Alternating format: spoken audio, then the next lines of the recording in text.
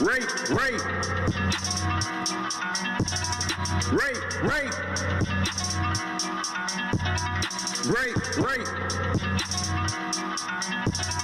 Make her suck your dick the first date. You scared to rape a bitch? I can't relate.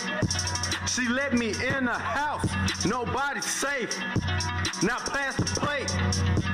Rape, rape. She let me text her. Won't let me touch her. She said she can't fuck.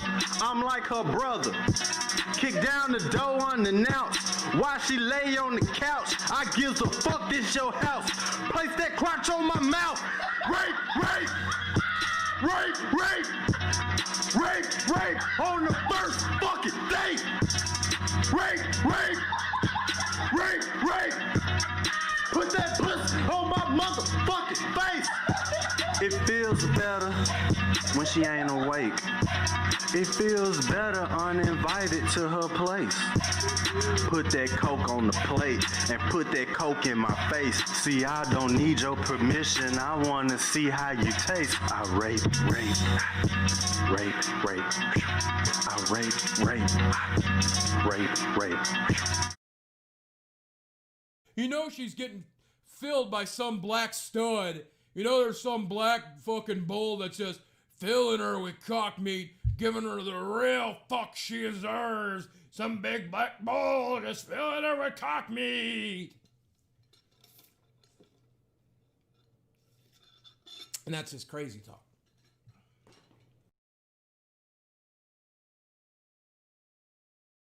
All right, folks, how we doing? How are we doing?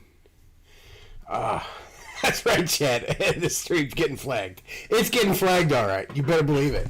We're going hard right out of the gate. What? I just figured, play a little love song for everybody. What can I say? I'm a hopeless romantic. How was my shift at the box factory? I wouldn't know. Good. I guess I'm working Monday, so. Oh, Lordy. So, let's see. What are we going to watch tonight? I think we're going to watch a little Cooking with Jack. See what old Jack's been up to. I saw Merch watching him the other night. And I thought, yeah, we should check in on Jack. What is Jack up to these days? What is our good buddy Jack up to?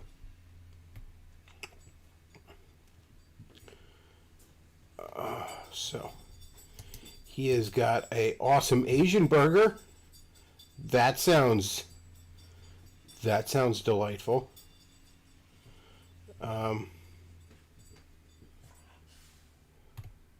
See. He's talking about like new shit. He's got a video on the chain shortage and on like the Chinese seeds and shit like that from like a month or so ago.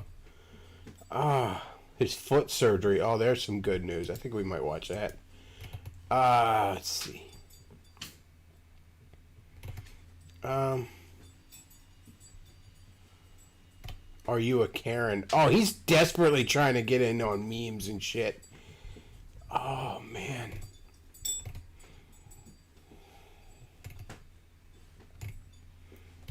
What are we going to watch? What's up with Bill Gates? This is supposed to be a cooking channel, Jack. Let's see. How to make homemade hand sanitizer. President declares national emergency. We're getting in like 5 months ago. Come on, though. I want some cooking with you, though, Jack. All right. Well, we're going to watch some Cooking with Jack. Let's see. I'm going to go into Windows Capture. We're going to watch Awesome Asian Burger. Awesome Asian Burger. Let's see. Windows Capture. Alright, so this is Jack's Awesome Asian Burger. Y'all ready for this? I bet it's going to be great. I bet it's going to be great. All right, guys. So this is time for a Jack, by the way, is 400 pounds now. He is in a mobility scooter, and due to a stroke, basically his one arm, the arm you don't see right now, is fucking dead. It's fucking dead. I guess it's his right arm. Yeah, it's his right arm. Were you right-handed to begin with? That must fucking suck. So it's just fucking dead. It's just fucking hanging dead and lifeless. Like his fucking channel. another burger video. You guys love these burger videos. These are international. Yes! A whopping 3,941 people watched your burger video. Well, that's more than you get back off. This ain't my job. Alright? I wasn't once at millions and millions of views per video, okay? So... Oh, and of course, comments and ratings are disabled. That's always the sign of a healthy channel. Oh, buddy, your channel's in worse shape than your fucking arm. Burgers. I had done the Italian one a while back. I did the Mexican one, the Maximum Mexican Burger, and then the Incredible Italian Burger. Well, today is the Awesome Asian Burger. We're going to try and put as much I don't know, Chad. How do you let yourself get that bad? How are you in that kind of... I guess at that point, do you just say, fuck it, I'm just going to eat fucking a tub of Frosty every day? I'm going to the grave anyways, might as well. Like, I don't know. I don't know how you get that bad. Where, like, you can't fucking move anymore. Like, just stop. Just stop. Asian flavor into the burger. You know, when I think Asian, I think a fucking 55-gallon drum of mayonnaise. We got the, well, I'll show you in a minute what we got. But we got as many Asian flavors as we could think of. Plus, it's going to have a lot of flavor mixed together. So you guys ready? Come on and So he says Beckloff's turned into Jim now. I mean, I'm going to take that as a compliment. But what the fuck else is there? What else am I going to do? What else are we going to do, chat? We're going to sit here and goof on Jack. Because, you know, you really want to talk about everything being on fire? Joe Biden and shit like that? Hey, come on. A million places you could do that. Over the course of the pandemic, I've actually lost 15 pounds. Well, that's pretty good. A lot of people put on some pandemic weight. There's no getting around that. You know, you force everyone to sit on ass at home. close and I'll show you everything. Okay, first thing I want to talk about in the ingredients is the Kobe beef. I don't believe you can get true Japanese Kobe. I think that's more of an American version. There's a whole discussion about Kobe beef going on, but I saw it at the store, so I grabbed it. There's your Kobe beef and your eggs. And then right here you got some hoisin sauce, teriyaki sauce, sriracha, ketchup, mayo. And then we also have some...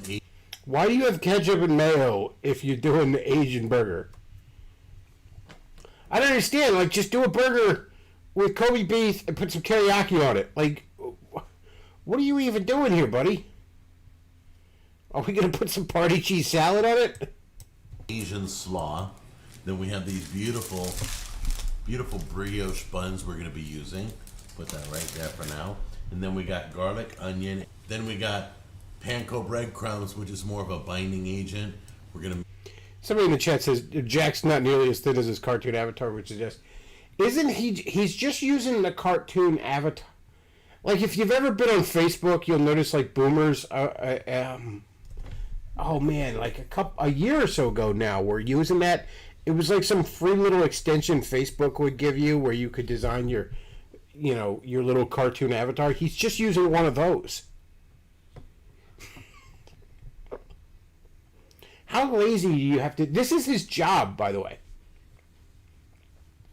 This is... I don't know how much it's bringing him in now, but this is his source of income. What does he have? Does he have, his free course on social media marketing. Well, oh yeah, I can't wait. Shop at my store. Amazon Jack store. Give to Convoy of Hope. Does he have like a Patreon or something?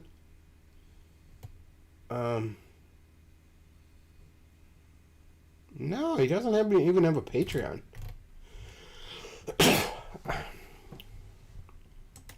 Mix that in with the burger meat, and then we have water chestnuts. If you've ever had water chestnuts, they really have no flavor. It's like tofu, but you have it in stir fry. You have it in a lot of Asian dishes. So we're gonna do something to the water chestnuts that will give it more flavor.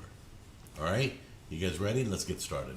Okay, guys, start with your meat in the bowl. We're using all the Kobe beef we bought because we are using this for dinner tonight.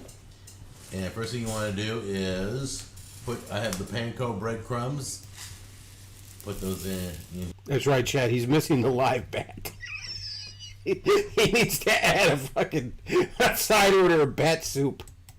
Here. There you go. Keep it to the side because you may need more. I doubt it, but really, leave it. That seems a bit excessive. Okay, I will freely admit I have not made burgers in a long time, and I know people use like breadcrumbs and shit. They bind it together. That seems like a lot. I mean, good ground beef. You really shouldn't even. I don't know. I haven't really. I have not made burgers in a while. When I do, I mean, I get just the pre-done up burger patties, like not cooked, but at the grocery store. Usually because I got the good ones, like the mushrooms and the onions, and already in it. I don't know. Maybe I'm wrong here. Should bring maybe Steve's jerky in here or something for this. Put it on the side in case you do. Okay, then we're gonna take our 2 eggs, put it in here.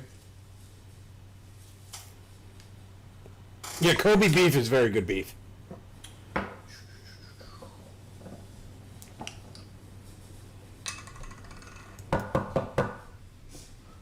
That is a lot of ground beef. Yeah, are you planning a full cookout? Like you having a bunch of people over? That's the biggest reason. Like I'll just get the pre-done burgers, like not cooked, but I don't know, pattied up. There's only me and my dad living here, so there's not a lot of recipes, a lot of that kind of stuff. You end up cooking for like big families. It's just easier to get that kind of stuff when you're just making a meal for you or maybe you and another person. All right, then take your teriyaki sauce, pour a little bit on top for flavoring. That is a lot. Put your garlic in here.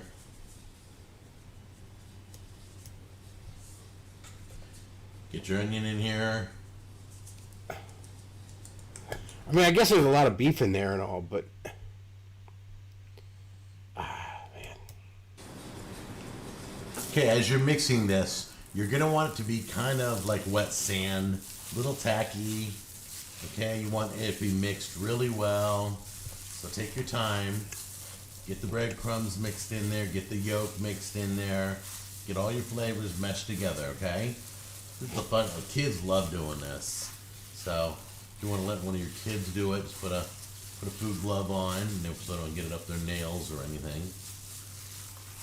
and get that going. Now, if it's too wet, you want more breadcrumbs. If it's too dry, you want more teriyaki sauce. All right, guys, you want to kind of fill the palm of your hand with some meat. That's basically the amount you're going to need to make your patty. And I want you to make patties. I didn't make big enough patties when I did the Italian burgers, so I'm using a little. You're right, Chad. He's on a fucking mobility scooter in his own kitchen. Oh. His other hand, and it could just be a trick of the perspective or something, but his other hand even looks all shriveled and atrophied. It's like the servant in Scary Movie 2. Extra in this video. So you want some nice hefty patties. So if you got to grab a little bit more, grab a little bit more. But you basically want to be able to hold it all in one hand. You don't have to worry about it. All right, we have these 10 massive patties. They've got the teriyaki sauce in them, and the garlic, and the onion salt, and the panko breadcrumbs. One tip: you guys hate when your burgers fall apart on the pan. One tip is to take these. We're gonna take it right now. Pop them in the refrigerator for 30 minutes. While they're in the refrigerator, we'll start doing the condiments. You guys ready? Okay guys, now we're making the condiments for our burgers. While our burgers are solidifying, Gotta do this with one hand. taking tablespoons.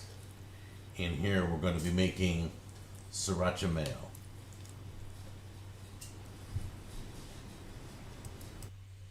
Again, okay, I usually think of sriracha as a Mexican thing, and I usually if I'm thinking sriracha on something, I'm thinking I'm having some sort of southwestern Mexican dish. I don't really associate that with Asian food that much. Maybe I'm wrong on that. I don't know. Maybe it's a big fucking Asian thing. I don't fucking know. I'm not an expert. But I really don't associate fucking mayo with Asian food. Like, just, okay, you want to make an Asian burger. Doing it in the teriyaki is good, and then you just put some teriyaki sauce on it when you're done, or whatever. But what the fuck is ketchup and mayo doing up here? Leave that like that. Then you want to place your sriracha on the mayo. If you put too much sriracha, just add more mayo to... Is sriracha Southeast Asian? I didn't realize that. I did not realize that. Again, it's just not necessarily something I would think of with Asian food. Calm it down. Give it a good mix. Hard to All mix right, with so one the hand. Sriracha mayo's done. Move that to the side. Bring the other bowl in, and then we're going to... Don't forget to shake up your ketchup. A lot of times ketchup separates or water comes out of it, just like mustard, and then the first squeeze is all water. So if you shake it up first, Yes, thank you, Chad. puts the water back into the ketchup or the mustard, whatever it is. Okay? Well, sorry. Didn't mean to shoot it across the kitchen there. Get your ketchup in the bowl. Add your hoisin sauce. If you don't know what hoisin sauce is, taste it before you use it. It's kind of a sweet Asian sauce, okay? Well, then why don't you A just lot of use people it? use it Why in is the pho. ketchup in the A lot mayo of people here? Use it with Red Rooster in pho. It's really delicious. And then give that a mix. The last thing we got to do is prepare the water. I also want to point out that this cooking show is him. Here are two things I bought at the grocery store, and I mixed them together. You ever watch like Binging with Babish Chat? Like that show. He'll cook like stuff from TV shows or movies. He's cooked a couple meals from Zelda Breath of the Wild, stuff like that, and that show is amazing. Like he will show you how to make shit from scratch, whether you want him to or not. You know what I mean? Like, here's something you can very easily buy at the store, but nonetheless, this guy's going to show you how to make it from scratch because, you know, I mean, it is a cooking show. Like, no one, Jack, no wonder your numbers are so low here. I bought two things. In this bowl, I'm going to take two things I bought at the grocery store, and I'm going to mix them together. You might as well be showing us how to make a peanut butter and jelly sandwich at this point. Chestnuts. So pop these bowls in the refrigerator also, so they kind of stay together. They don't get watery in the heat. All right, get a pan ready and get on the stove with a little bit of oil in your pan.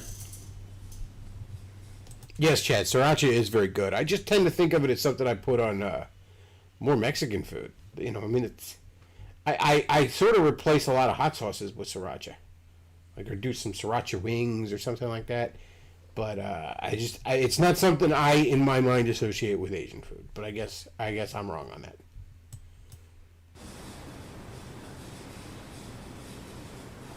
You guys remember my little oil test?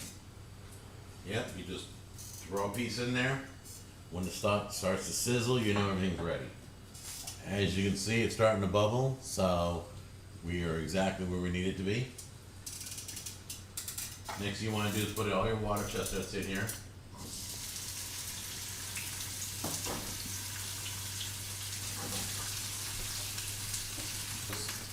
The water chestnuts in the oil. I hate water chestnuts. I shouldn't even say that. I could eat them because they're just such a bland. But that's generally something I eat around when I'm at an Asian restaurant. Put a little garlic in there.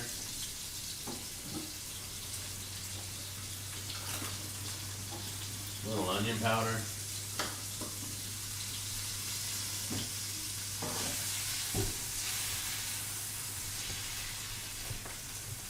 Like, why don't you get like a vegetable with flavor or something? Like, there's plenty of other things you can associate with Asian. Like, how about some like red onions and some peppers? Or I don't know, anything other than that waste of fucking time of water chestnut. Okay, guys, we're gonna make our sesame Asian slaw, and this is gonna be the lettuce on the burger, okay? And you're gonna use what they gave you. So you're first gonna. He just bought a bag. He just bought a bag of it at the store. Why did I make this? What are you gonna do? You gonna open the bag? I mean, I guess scissors are tricky when you got one fucking arm. He just bought a bag of it at the store.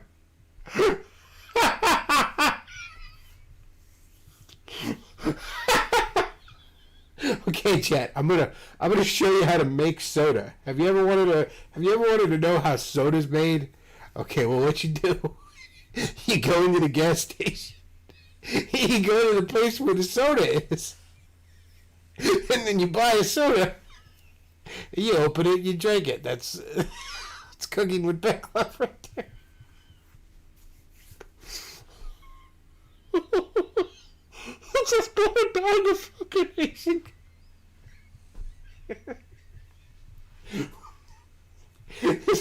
The name of this needs to be Buying Shit with Jack.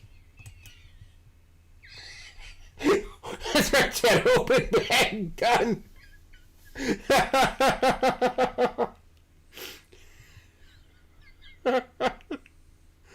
Oh. Somebody says I prefer Chipotle Tabasco over Sriracha myself. That sounds good too. I love a lot of different kinds of hot sauces though. I'm a hot sauce slut when it comes to that kind of stuff.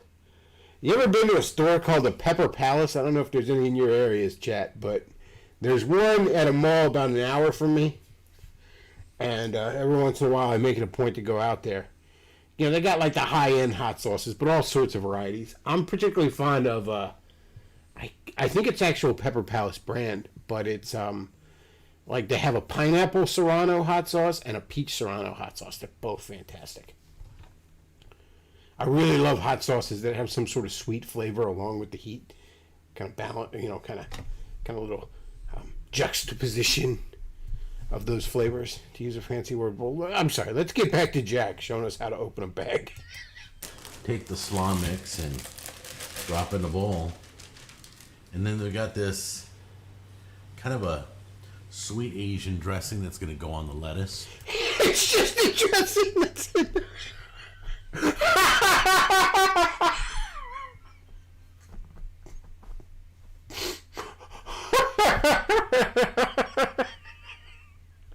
It's just a packet of dressing that was in the bag. He really is just showing you how to open a bag. Oh, God, Jack. I thought maybe he'd use this as a base and he'd be like, so I made up this special sauce that I'm... Nope. Nope. So we're going to mix that in so it'll stick to the burger. So we're going to drop it in right now. And that should do it. And give it a good mix. That dressing is going to coat the lettuce. It's not going to drench it. It's not going to overtake the flavors of the burger or the condiments, but it's just going to allow it to have a little moisture in it. So we're going to mix it up really good.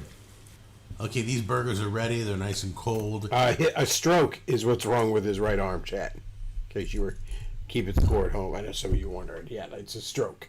He has a dead fucking arm. It's as dead as the meat in those fucking burgers. They're solid. They're not going to fall apart when we start cooking them. They'll cook first. They're just going to, it's just a trick, okay? They always taught me to refrigerate my patties so they stay in one piece. So cook these like you normally do on the stove, in a frying pan, whatever, and bring them back here and we'll put all the pieces together. But in the meantime, I just wanted to tell you that if it's not going fast enough in the refrigerator, you can throw these in the freezer too if you need to. All right, guys, here we go.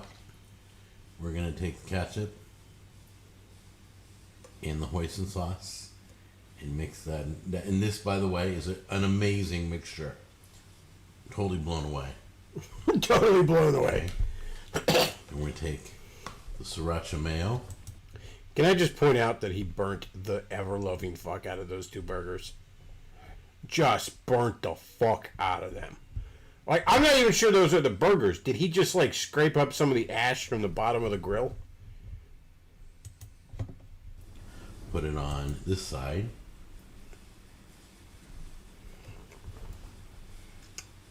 There we go. Then we're going to take a little of the salad mix. Somebody in the chat says, I have yet to find a sweet and sour sauce from the store that's as good as the one used with McDonald's Chicken McNuggets. Yes. McDonald's sweet and sour sauce is fucking great. Like, I mean, Wendy's has better nuggets than McDonald's. Shit, basically every place has virtually better everything than McDonald's when you get right down to it. But every once in a while, I will get me some Chicken McNuggets just because I love that sweet and sour sauce. So he says it's not even well done. It's just awful. Yeah, it's fucking... it's fucking wrecked, man. It is fucking... Those burgers are fucking wrecked. Oh, man. I mean, I know you gotta be... You know, you gotta cook a burger considerably more than, say, a steak, because, you know, it's ground beef and all that. But, man, he just... he just fucking wrecked those things, man. Next. Drop it all on the bun. Press gently. Make sure your hands are clean. Press this gently. This slaw. Press gently with your bare fucking hand with your dirty, wetty ring. Right onto the burger. Asian slaw. Down so it sticks to the mayo. Alright. Some of it's going to drop off. Just bring it back up and give it a gentle press. Okay? Beautiful. Yeah, grab your patty and bring it in. Grab your burnt fucking hockey puck. Look at that! And by the way, I've tasted the meat. The meat's amazing. The meat is to die for already. I'm sure it was at some point. Stop jumping. There we go. And then we're going to take our chestnuts. They're toasted. Tammy tried one of these chestnuts. We put garlic and onion on it and then sauteed it. And she said it tastes like onions. So we did that. Now, we couldn't... Why didn't you just use onions? Asia, so we left the cheese off. But yeah, there's no cheese from Asia, basically. Look, I didn't say no, but no, Asian food does not have cheese on it.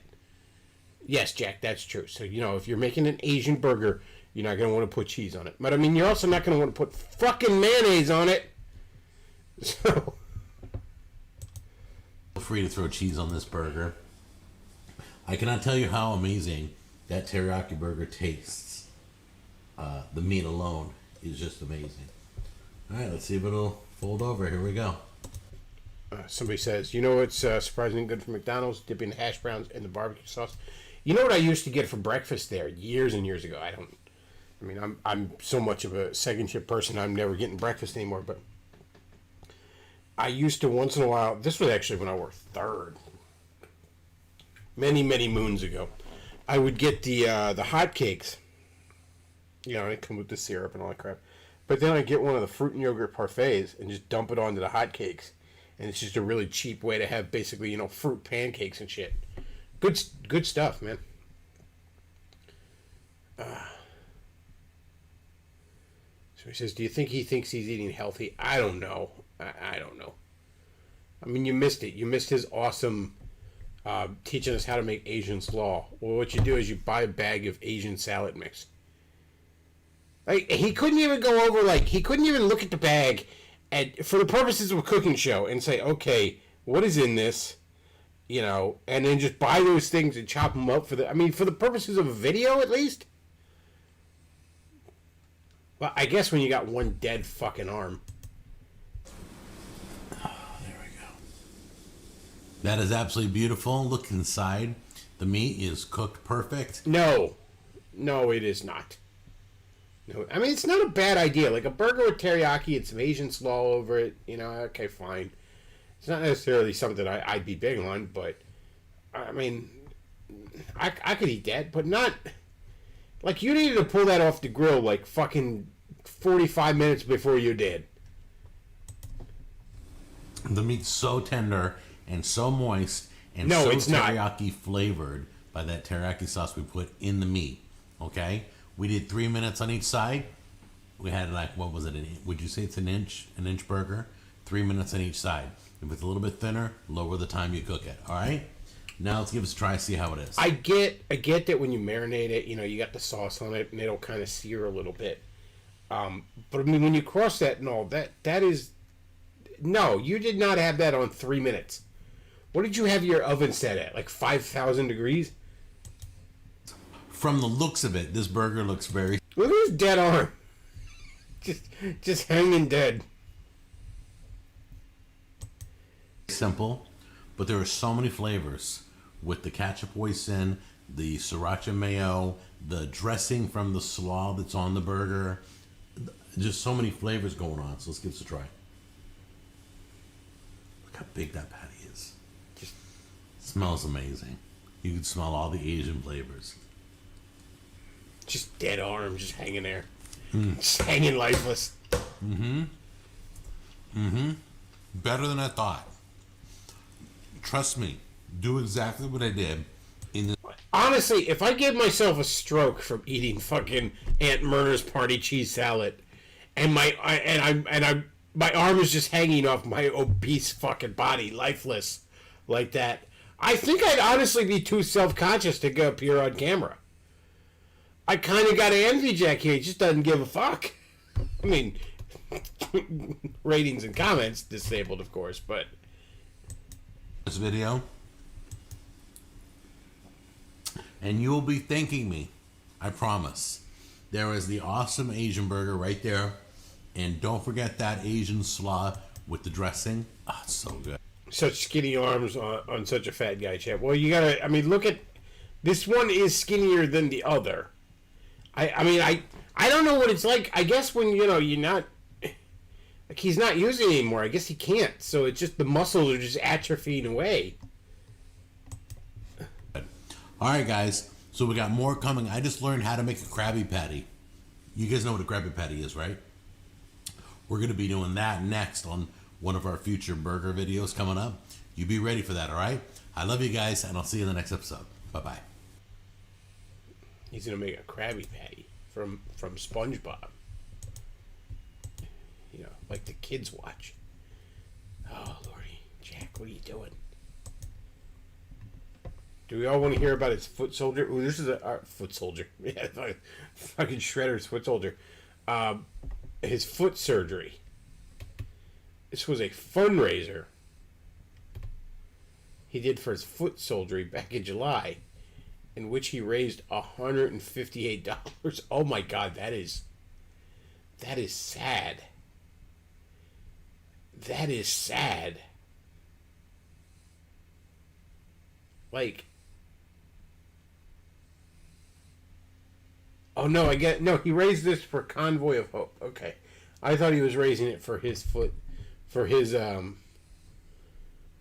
foot surgery. No, I guess he got, I don't know. We'll watch this. It says Jack in the Frame should be an after photo for medical students who need to identify stroke patterns. Let's learn about his foot surgery. Facebook people, if you want. What a way to start a video! What a way to start a video! During the stream, then you want to meet me over on YouTube. Oh, hang on, Jack. Because that's Jesus is greater than the world, just so we know.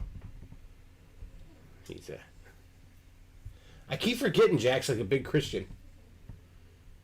A big Southern evangelical. where I answer questions. After the show's over, after I'm done broadcasting, I'll hop over to Facebook.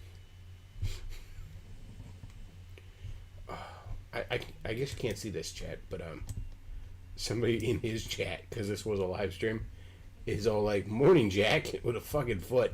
I can't tell if they're being a dick to him or not. Facebook and answer all your questions, okay? But I'm mainly on watching the YouTube comments. Good morning, CJ. How are you? So, it's been... Somebody in the chat says, "I just heard New Mutants is out. I didn't even see any ads for it. Made less than $1 million on opening night. Poor X-Men can't catch a break." Well, I mean, are any theaters in the fucking country open right now? I guess you stream it or something, but I don't know. Nobody really knows how to do that. Plus, New Mutants was in development hell for how long? When that shit supposed to come out in like 2016?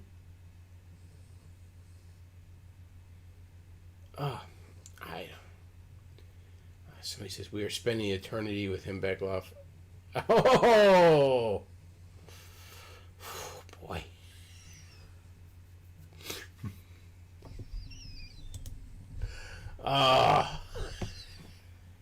You know what? Jack's faith is probably a lot more legitimate than a lot of other idiots I could think of on the internet who wave theirs around. I'm not even going to name names, but for all his faults. Crazy. It's been really crazy. So, as for those of you who don't know, I had foot surgery yesterday around 11. Oh, good. Okay, so I had foot surgery and mandatory COVID testing before they even do the surgery. Meaning, if you don't take a COVID test, we're not doing surgery. Of course, I've met with you 3 times for registration, and I've met with you in the doctor's office. I don't get it. Yes, the COVID shit is stupid. Oh, this is kind of boring. I guess we'll find something else. I didn't name names, chat. You guys could speculate, but I didn't name no names.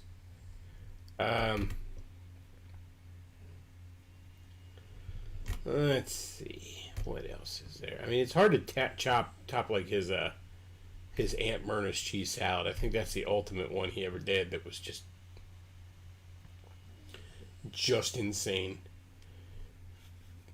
Let's see. He really is getting like no views anymore. Only, I mean, like one of these, it's a fluke at 18,000 views, but most of these are hovering around like 2, 3, or 4,000. Oh, man, Jack, you dead. Channel's dead. Your channel's fucking dead, Jack. I mean, he's, just to put it in perspective, he has a subscriber base of 457,000 subscribers. And he gets his most recent video from 7 hours ago got 1.4 thousand views. That is not good audience retention. Let's see. What else can we watch? What else is out there? So he says, "I'll give you $5 to do a reaction of PZ Myers sacking the city of God." Well, okay. First of all, before I accept your offer,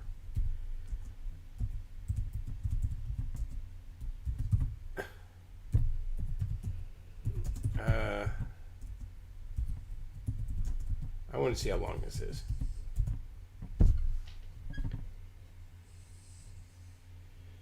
Oh, I don't know, Chad. This is 42 minutes. Is a whole, and that means it's gonna be. Oh, if I got to get through this whole thing, we're looking at what? Conservatively, at least an hour here. I don't know, man. $5 an hour. That's less than minimum wage, Eldritch fan. I don't know about that. I don't know if we could do this whole thing for $5.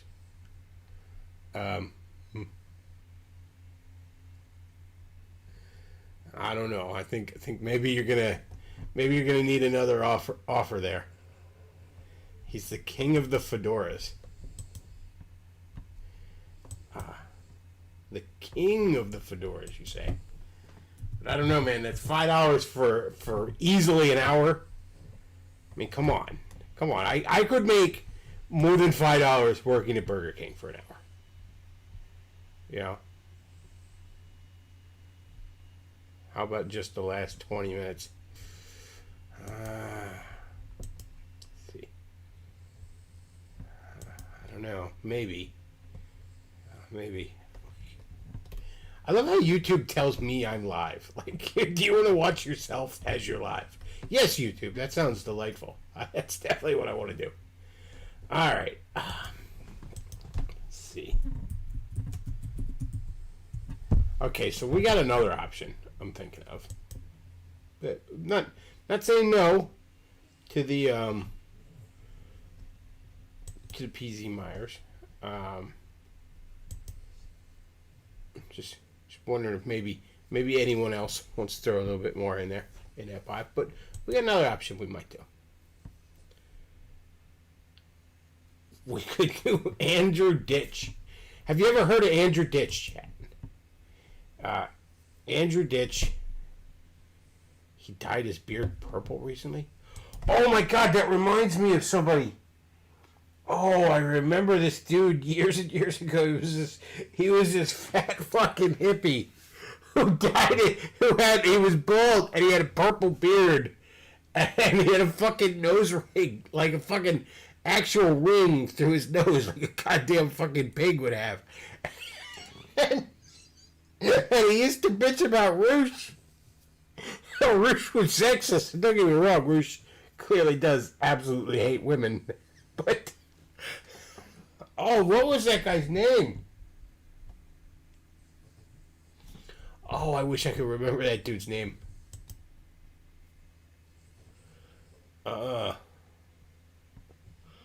He died. Oh, he's going to show. Okay, I'll tell you what.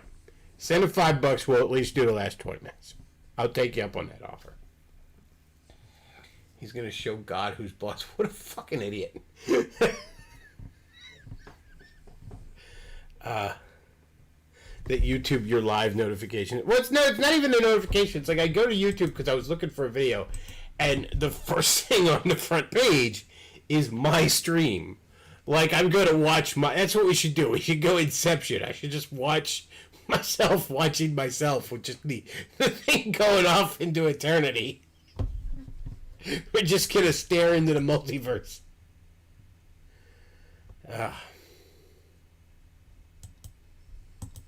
What is this sacking the city of God at? I mean, well, people must love it.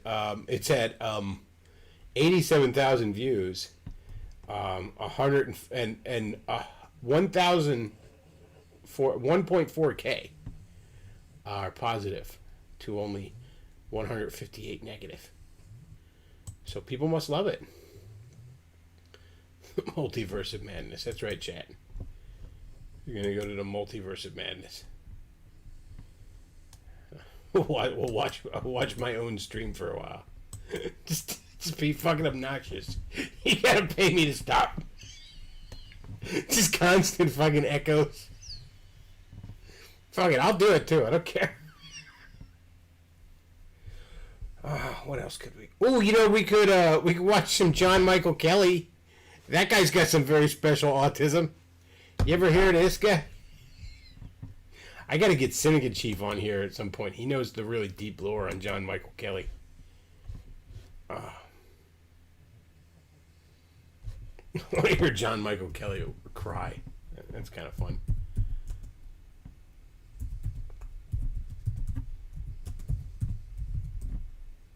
Crying. There we go. Watch that for a couple minutes.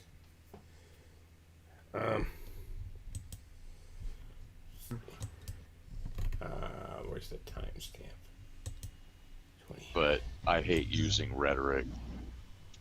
There's no screen for this, by the way, folks. It's just a blank screen. So I guess this was in a Discord call, and have you heard of Jesus? Oh, we got something coming in. $5. Starts at about 28 minutes in. Okay, so we'll get to that real quick. Right. Mm-hmm. It is Professional retortist. This is. It's like. You sound mad. Do you know what a progressive's Sound favorite tactic is? Flustered. Look up. It's. Oh. You know what a desperate man's favorite tactic is? Well, I'm not admitting I'm wrong because I don't view the world. Exactly. You can't admit when you're wrong, John.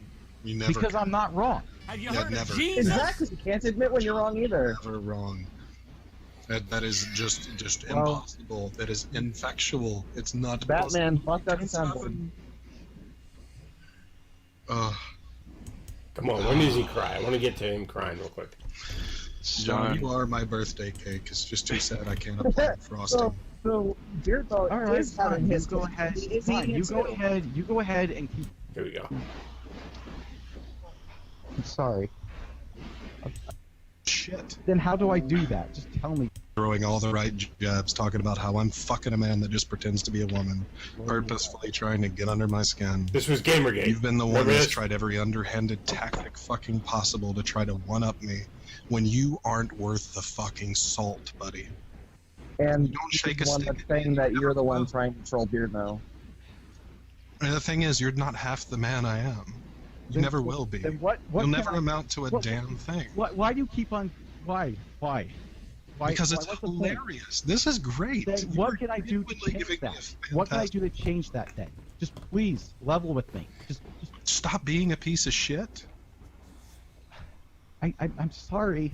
I'm sorry. All right. I just. No, there's no apologizing needed. Just stop being a piece of shit. Then how do I do that? Just tell me. Oh, Please. I don't know. Maybe fucking listen to every person that tells you you're an idiot and ask them why they think that and actually take that into I consideration. do take that into No, consideration. you don't, though. because I you do. don't fucking I change, really do. John. No, you don't understand. Please. It's like. Obviously, we've had a breakthrough here. Maybe you should go to bed. Room it. All right, well that's enough of that. That's just it makes me laugh. So we're okay. So Spice Weasel sent $10 and said I'd probably have you watch one of your own streams than whatever this Fedora thing is. Oh, I'm sorry, I don't think I could really watch one of my own. I'm not gonna sit here and watch my own stream. I think if you want me to not watch the other, if you want to outbid the other guy, you got to give me a viable option. So we're gonna watch P.J. Myers sacking the City of God. It's a celebration of reason, by the way. I'm sorry. Pardon me. I'm over here belching like DSP and like I just ate some fucking JFK. Syndicate Chief already is mad. Syndicate Chief hates that guy so much. I didn't know anything about him. I stumbled onto him because he was covering the PPP and Dick Masterson drama, and I was like I watched a stream of it, and it was some interesting information on PPP, and I shared it in the Discord, and I was like, this guy seems like kind of an asshole, but it's still some interesting information, and that's when I started getting some deep lore on that JMK guy. All right, so we're gonna watch the sack in the City of God here. Windows capture. It's a celebration of reason, folks.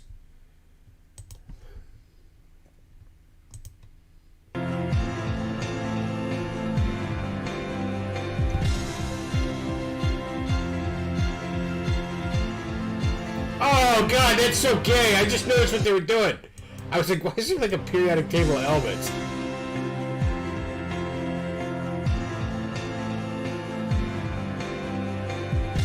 Oh, look at that. They put all their names like it's the periodic table out. What a bunch of fags. I already hate everyone at this conference. Oh my god. God. How are you not grown out of that kind of shit when you're like 17? How do you not get over this sort of fucking up your own ass, fart huffing, fucking nerd supremacy bullshit? How do you not get over that when you're like fucking 17? How do you get through high school and without getting over yourself?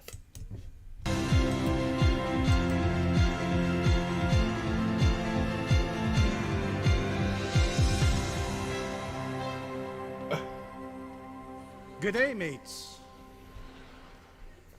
I'm really pleased to see earlier this morning that Sam Harris changed the topic of his talk from his title, because I've done the same thing. I'm sorry, that title you saw briefly up there has absolutely nothing to do with what I'm going to talk about.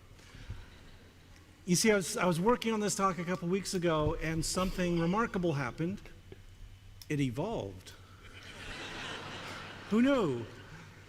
And you know, it's because I have to say I am a complex individual. I am capable of a range of different ideas. Some days my militancy knob is turned to 10, and other days 11. So I just felt like doing something different. So what I'm actually going to talk about today is my grand plans for an assault on heaven and the killing of God.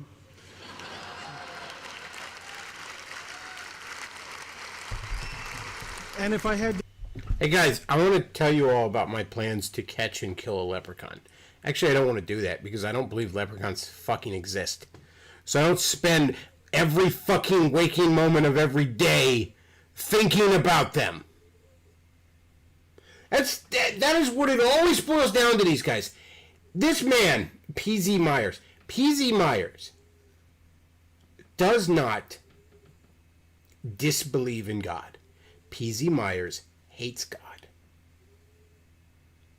It is that simple. Real atheist agnostics who just don't believe, just don't fucking run their mouth about it. I don't believe in Allah, okay? So I don't go fucking running my mouth about Allah all the fucking time. You know, except when his followers are trying to fucking kill me. Or others like me, which does happen quite a bit. Oh, God. The smarm is thick. Exactly. God.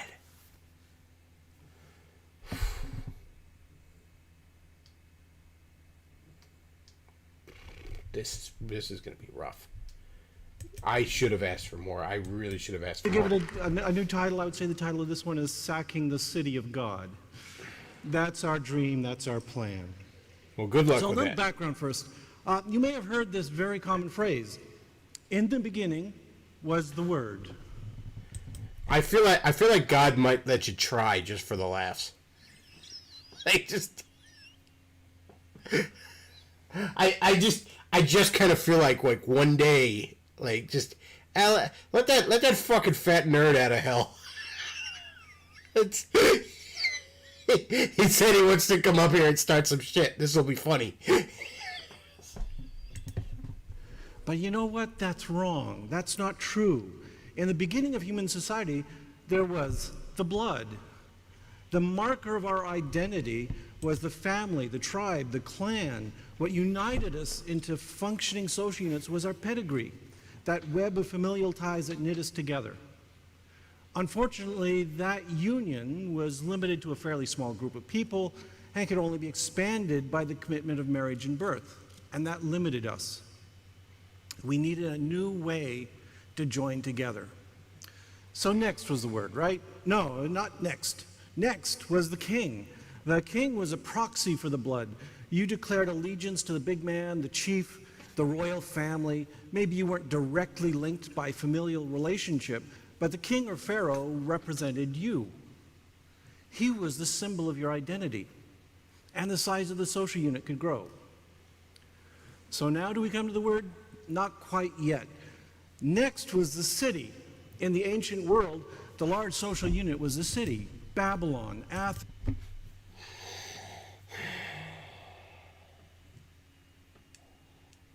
It really is amazing how much a man who has dedicated his life to trying to disprove Christianity knows nothing about it. Rome. Kings come and go, but Rome was eternal. People didn't say they were Greek. There was an awareness of a similarity of language and history, but when you asked who they were, they thumped their chest and they'd say, I am an Athenian, or I am a Spartan. And Rome built this whole empire with an arrogance of pride in that special Roman citizenship. So it was even an identity that could be expanded to a remarkable degree. People standing on Hadrian's Wall in farthest Britain or on the frontiers of Syria Okay. who find honor in Y'all calling said 28 themselves minutes Roman. in, so that's where we're going. 'Cause this is. So this now is we come fucking to the boring. word. There's a problem with basing your identity on a city. Cities fall. When Alaric the Goth sacked Rome, any of these religious institutions is one of God-guided, directed, teleological change, a mechanism completely unsupported by any evidence, in direct contradiction to known processes, and propped up only by an irrational need. Singing Chief donated $5. Said, watch the video of Lena Dunham dancing to Cardi B's song WAP. Oh, God, that's in its own way just as horrifying as this.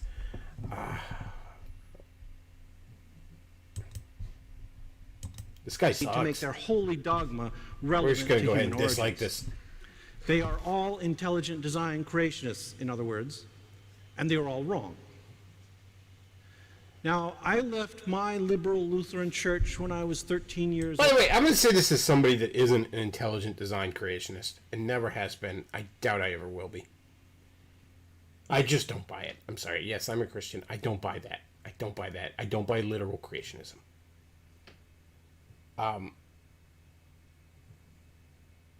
I've never because I've never been an atheist. Even in my quote-unquote fedora days as a teenager, I was an agnostic. Okay? Because evolution does not explain why humanity exists any more than, like, why do I exist? Well, because my parents fucked. Okay, well, I haven't actually answered a question there. I've kicked the can down the curb one step. Well, why did they exist? Well, because you see their parents, and so on and so on. Evolution might be an attempt to explain how life on this planet came to be in its former step. It doesn't even really explain how life came to be. You know, the abiogenesis part of it is kind of where things start to get off the rails a bit. It's much less of a jump from some single-celled organisms in a pond somewhere to all the life we see than it is those unliving chemicals to those single-celled organisms. That's actually much further of a leap. But okay, let's kick the can down a little further. Why does our solar system exist? Well, there's the theory that nebulas eventually collapse into solar systems. Okay, well, why do nebulas exist? Well, eventually, you know, when solar systems die and the sun explodes, you know, matter's just flung every which way, and eventually that matter, you know, comes together, gravity pulls it together. Okay, fine. Well, why does... You keep going further and further. Well, the Big Bang. Well, where the fuck did that come from? Ultimately, you need a first cause of some kind. All these naturalistic theories can attempt to do is explain how things got to be in their current state. They don't explain how things came to be. They don't explain why there's something instead of nothing.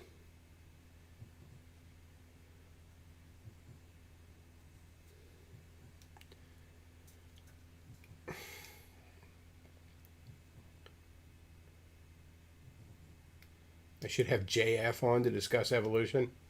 I'd rather not. I'd really rather not. He's quite busy fucking retarded women. So I don't want to disturb him. Old, and I learned that I was expected to believe in a lot of false ideas to be a member. This has been a lifelong value for me. How much of the facts and data and evidence are you willing to compromise? My answer is, and has always been, zero. Again, though,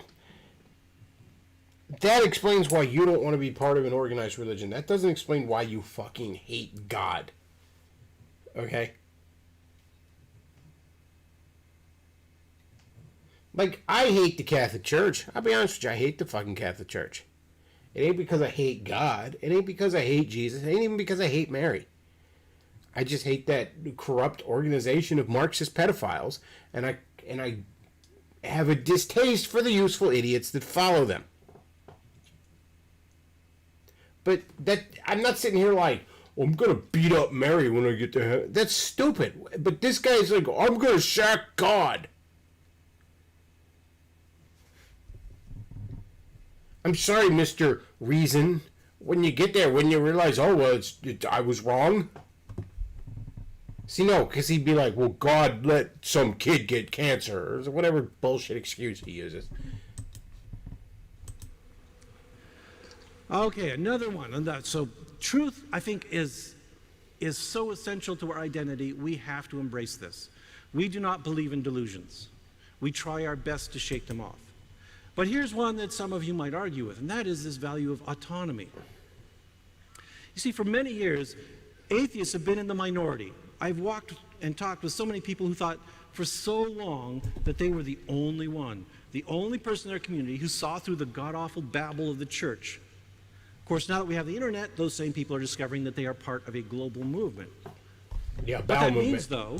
Again, even in my agnostic days, even in my anti-religion days, I've never understood this thing, well, I don't like organized religion, therefore God don't real.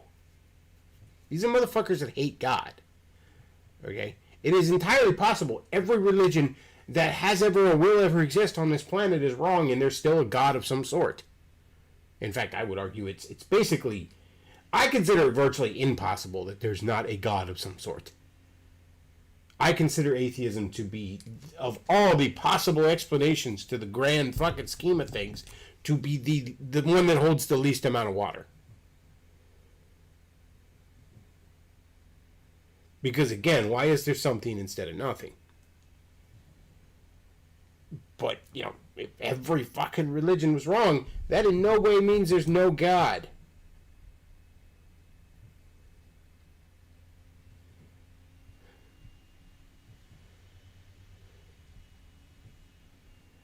Somebody in the chat says, do you think then if he if he saw the FBI crime statistics, would he reject those? Oh, I'm sure he'd embrace them with cold, hard, honest reasoning. Press A to see the AT&T girls milkers. You know what? We're still going to listen to this, but I'll tell you what. Chad. Because I don't particularly want to see this guy's face much longer either. So I'll tell you what we're going to do.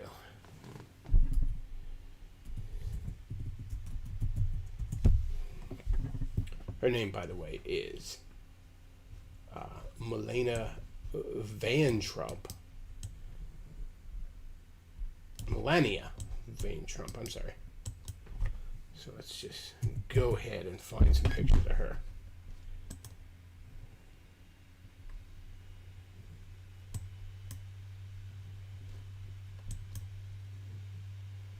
All right.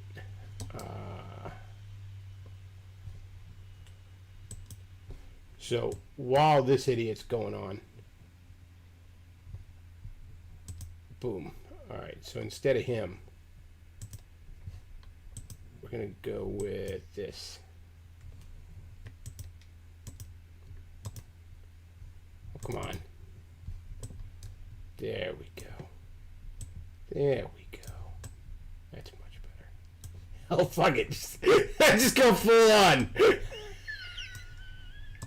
No, Beckloff. You're a madman. We can't do that. Alright, we can't go that far.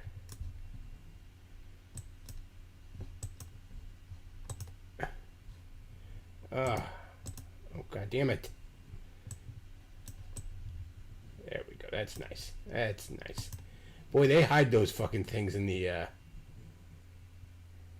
commercials, don't they? All right, let's get back to PZ here. Is that many atheists, and I'm looking at all of you out there, many atheists are nonconformists, boat rockers, weirdos, and outcasts. Hang on, I knew I would get that response because we like it that way. Oh, yeah, they're rebels. They're rebels. Fuck you, Dad. I'm turn the music up real loud. You see, we are not sheep. We love people who stand up for themselves. We detest people who try to impose rules on us. That's why I have to be very careful to keep my description of values general and to be clear that I'm not imposing them on you, but describing what I see emerging as a consensus. Because otherwise, you guys will march up here and pillory me after this talk. And I know you guys, you're atheists, you're ruthless and pitiless. That's the way we are. But what it means is that we find common cause with the people who have also been oppressed by this racist, patriarchal culture we live in. People Wait a should second, be free to be PZ. who they are and more. They Wait should a increase- second. Why is oppression wrong? This is another thing atheists can't fucking answer. Why is anything wrong? Why is oppression wrong? Thought you're all about evolution. You think the fucking law of the jungle is all about equality and freedom and sing hands kumbaya? If we're just animals, more to the point, if we're not even that, if we're just fucking atoms, we're just soulless fucking atoms, then why would it be wrong for somebody to jump up on that stage and tear his throat right out? What would possibly make that wrong? And the answer is, according to his worldview, nothing. Because I'll say this unequivocally, if there is no God, there is no should. There is no such thing as a ultimate moral imperative if there is no God. Hands down. It's not, as far as I'm concerned, that's not up for debate. I shouldn't say not up for debate. It's indebatable. There's no disputing that.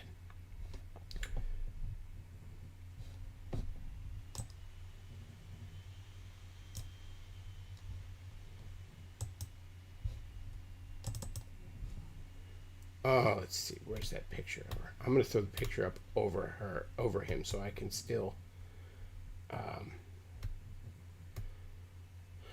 Oh, where's that picture of her? I'm trying to find it. Here we go. There we go. How rebellious in a conformist sort of way. All right, so we're just going to put this here. Make that a little better. Yeah, that's better. That's better. There we go. And we don't have to look at this slovenly. Well, you guys don't. I still have to as I'm pausing and unpausing, but you guys don't. Stand up loud and proud and be that person with He's loud and proud, guys. We will not live in a monoculture. We're going to find strength in diversity. I can think of no clearer example than a struggle that has riven the online atheist community for the last year or so. Patriarchal culture, again, cold hard facts time here, P.J. Myers. Matriarchal cultures live in mud huts. Patriarchal cultures live in skyscrapers. Now, again, because according to your worldview, there is no should, so there's no ultimate moral imperative on which of those is better. But I don't know about you, PZ. But I definitely prefer the skyscrapers over the mud huts. Maybe you prefer the mud huts. I don't know. You know, you look like you don't bathe that often. So maybe. The effort to acknowledge the role of women in atheism. We got to acknowledge the role of women in atheism. For years, the face of atheism has been white, male, and middle-aged. Oh my And God! a certain complacency had settled in. You fag. Women by default had their role as wives or organizers, and we'd adopted a casually masculine expectation that all of our intellectual leaders would look like, well, okay, like this. Would look like the AT&T girls milkers. Atheist meetings, for a long time, looked an awful lot like meetings of the Mormon leadership. Now that's changing. We're telling people to come out, join us, be free of the straitjacket of convention.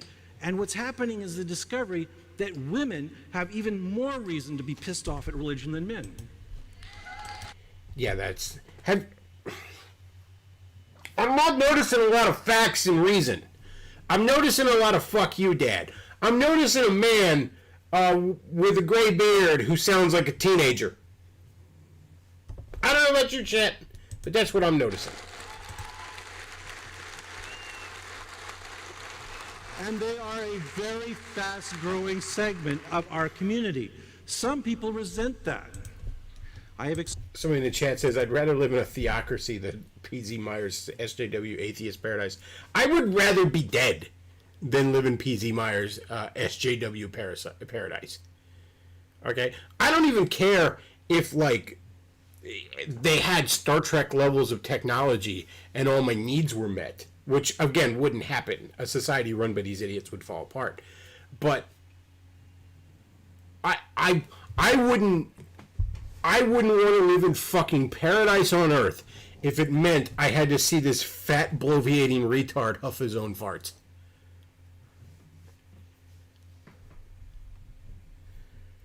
This was 2012. Somebody in the chat mentions, yeah, this was the beginning of the movement's destruction. Why isn't the AT&T girl on stage instead of him?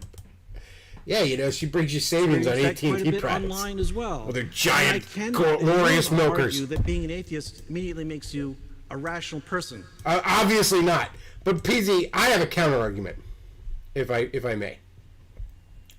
Look at these glorious fucking milkers, okay? Look at them. Look at them. In fact, let's get a better look at them, shall we? Look at those glorious fucking things, okay? How soulless do you have to be to look at those beautiful fucking boobs and tell me there's no God? That's my counter argument to you, PZ. Okay? That would be my counter argument. Look at that and tell me there's no God. But anyways, I'm sorry. You were huffing your own farts? Or they'd all be feminists. But I can say for myself and the majority of atheists that we are all overjoyed. Our ranks are swelling with fierce, independent women who are changing us, making us stronger and louder, and standing up for their causes and making all of us fight for women's rights, reproductive freedom, and equality of opportunity. This is atheism too. If you are LGBT, if you want equality and social justice, you are atheism. If you're a member of a minority seeking recognition of your rights as a human being and respect in the society that you help shape, you are atheism too.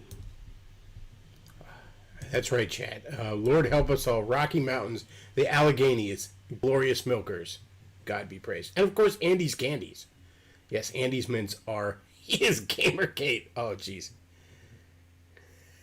PC, BTFO, Beckloff wins. Exactly. You look at those glorious milkers, and you tell me that there's no God. Okay? Like some people might point to a sunset or the beauty of a mountain range or out in space, look at the, you know, some giant, unimaginably big celestial body, but I'll look at those two gloriously big celestial bodies. And I will say, you look at that and tell me there's no God.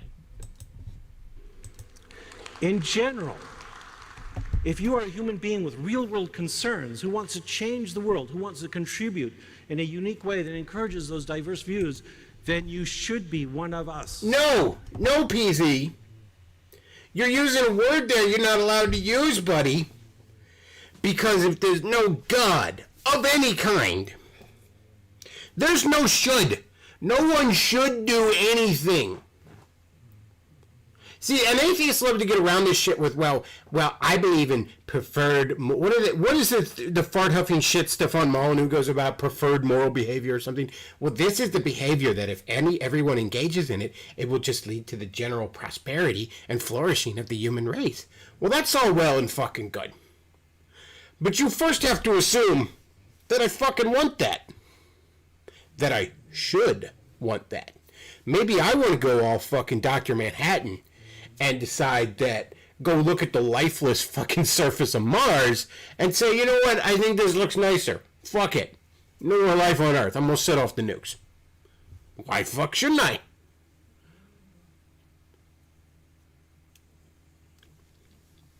No. You sitting there, well, you should, no, PZ. You don't get to use that word, okay? If there's no God of any kind, there is no ultimate moral imperative. Period. I'm not saying Christianity has to be true for there to be an ultimate moral imperative. I'm saying there has to be a God of some sort for there to be an ultimate moral imperative. Otherwise, it's all just bullshit that we come up with. Well, we will impose our own standard. Cool. But that's not the same thing as an ultimate standard. So don't come at me with your shoulds, because that's not a word you get to use.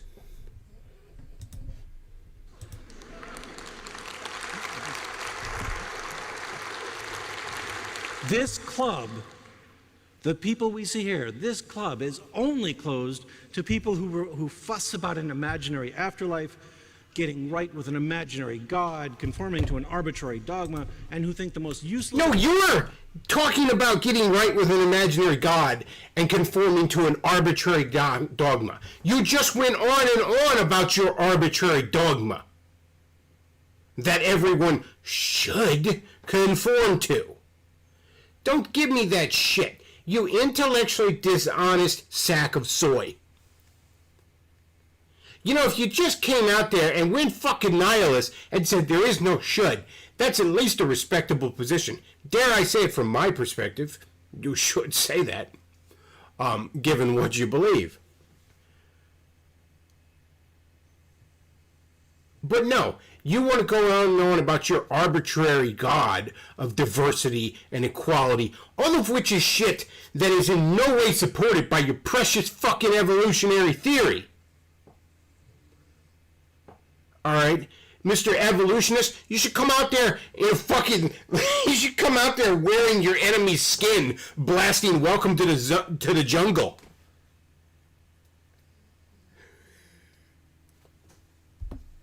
But of course, you don't have the balls for that. And again, none of this is because you disbelieve in God. You hate God, which is what we're apparently getting to later in this. Act of all, prayer is a contribution that they deserve thanks for. So we have common causes. We have... Prayer is a country.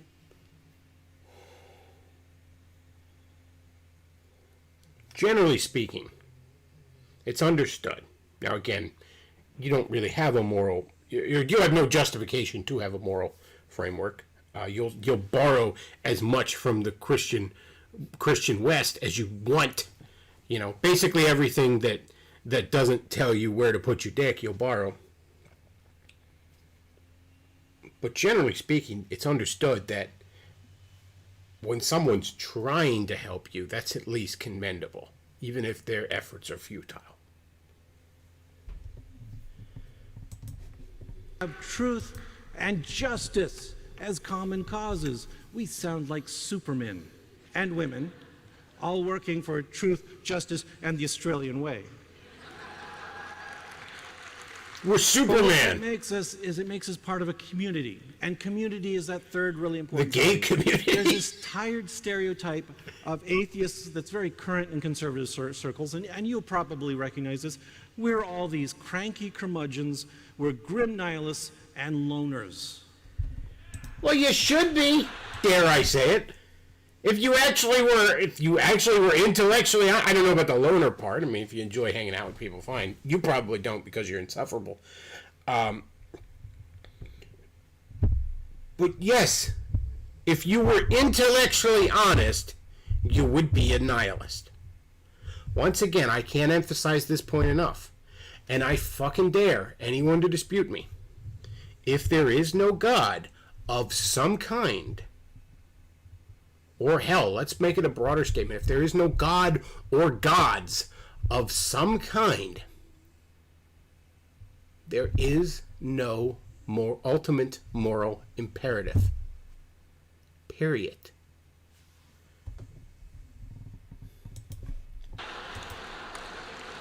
And some of us are. But for most of us, it is not true.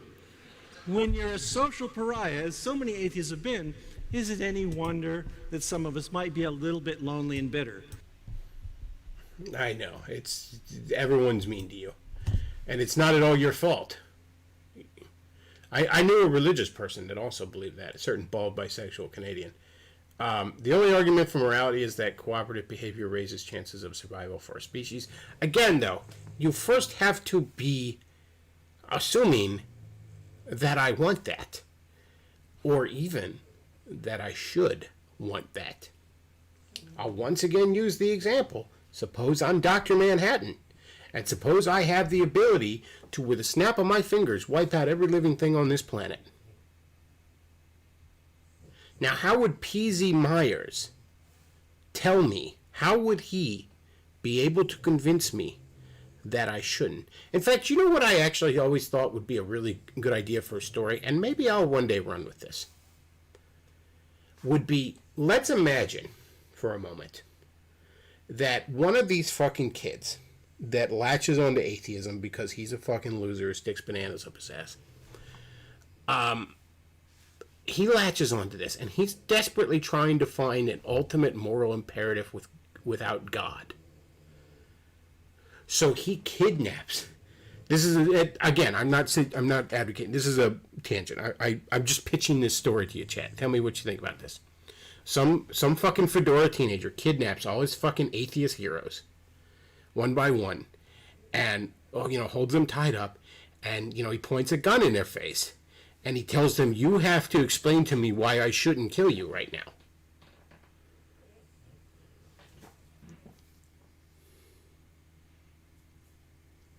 And how could they?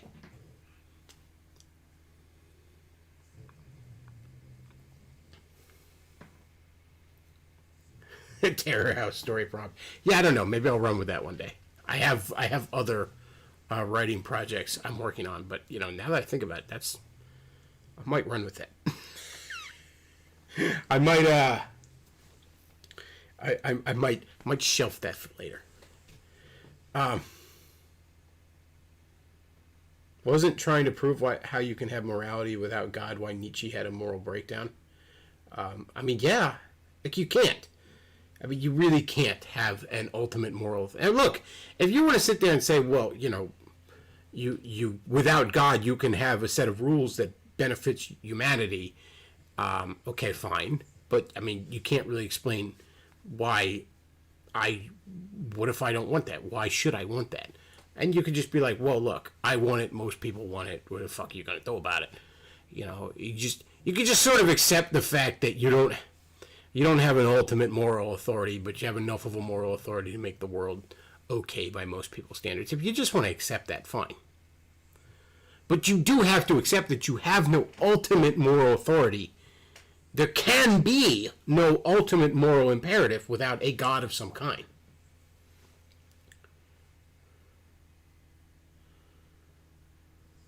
Somebody says some moral behavior can lower your chances of survival, such as mercy. Well, yeah, think of how many, how many times, and I haven't even watched that much of The Walking Dead, but I'm familiar enough with it. If you have watched it, how many times would great problems have been solved had, the leader of that group not shown some shitbag mercy and let him go? Yeah. So he says, but you'd have to know a lot about a lot of the top atheist beliefs to write that story. Well, you got to remember, I went through a phase in high school where I read a lot of this shit. I read a lot of comparative religion. I looked into a lot of different religions, a lot of different worldviews. And I read a lot of atheist shit. I read a lot of agnostic shit. I read Charles, what the hell was his name? Darrow? God, it's been so long since I read him. I read like Bertrand Russell. I read some Dawkins stuff, some of Christopher Hitchens stuff. Actually, Christopher Hitchens' political stuff was actually pretty fucking good. Like, even to this day. If you want a good, takedown on Bill Clinton's presidency, for example, written right around the end of it, try No One Left to Lie To. But I read a lot of that shit when I was a teenager. I wanted answers.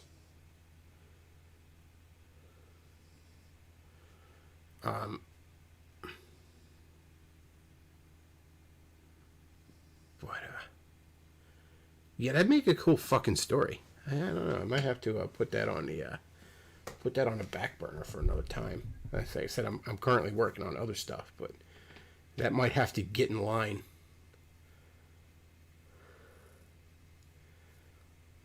Let's see. As my colleague on Free Thought Blogs, Greta Christina, has been arguing, we also have good reason to be angry. God, it's so cringy. Look, I am by nature a skeptical person. I am, dare I say it, naturally a skeptic. I don't like to use that term or to label myself with it because it sounds like I'm putting a banana up my butt when I say it. But that is my temperament. I'm just naturally the kind of guy that, I don't have a tendency to want to fall in line.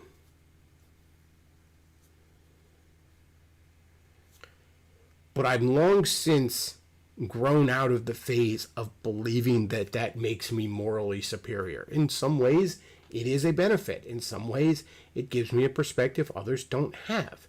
In some ways, though, constantly asking why and, constantly questioning everything doesn't do you a lot of fucking good. We've constantly played on this channel the Family Guy clip of Peter's ancestor, the great philosopher, and his wife comes up to him and says, "Thomas, why don't you get a job?" And he says, "Why?" That kind of temperament doesn't always serve you well. It can serve you well at times. It can give you a perspective others don't have. That's part of why we should, have a community and that sort of stuff. Have friends of different temperaments, have family, so we can, shore up each other's weaknesses, as it were. But again, I'm long since past the idea of, oh, well, I'm this way, and that means I should run society. I know a certain other guy who, I scored Leonardo on the "Which Ninja Turtle are you" Facebook personality test, so I should run society because Leonardo was the leader. Like, I'm long since past like that sort of dumb shit.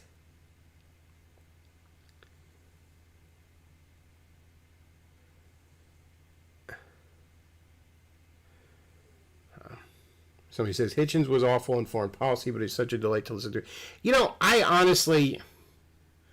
I sincerely hope Hitchens made his peace with God on his deathbed, because he was just generally kind of a cool motherfucker. All right? I don't think Hitchens was a man who hated God. I mean, look, we all have a little bit of fuck you dad in us. But generally, I think it was just a man that did not believe. It's a lot different than, I'm going to beat up God when I get to heaven. That's so fucking cringe.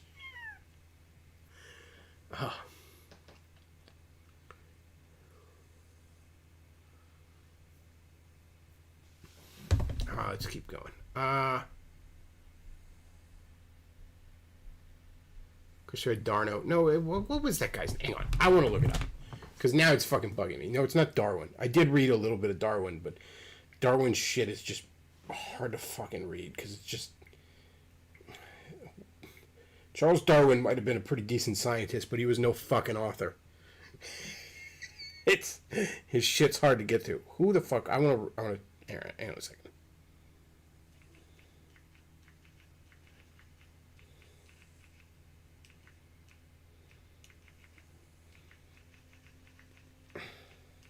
I'm looking up, the name of the one book I had that was written by him.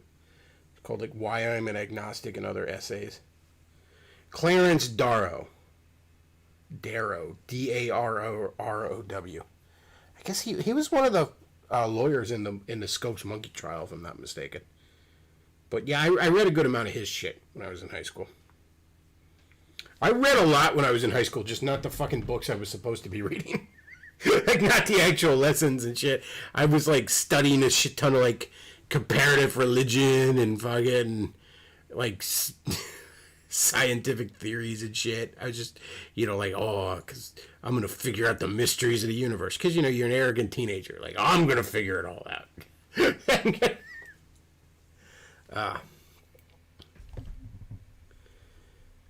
Let's see.